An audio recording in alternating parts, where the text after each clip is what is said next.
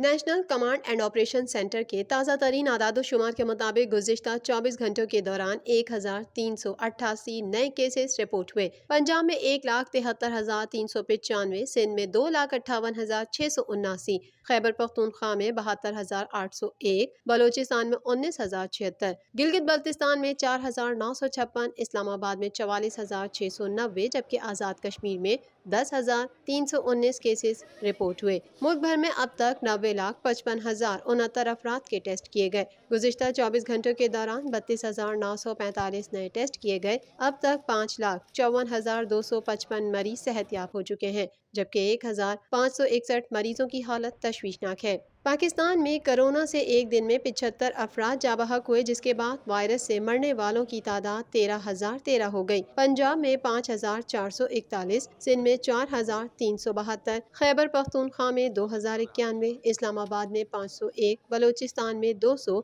گلگت بلتستان میں 102 اور آزاد کشمیر میں 306 مریض جان سے ہاتھ دھو بیٹھے۔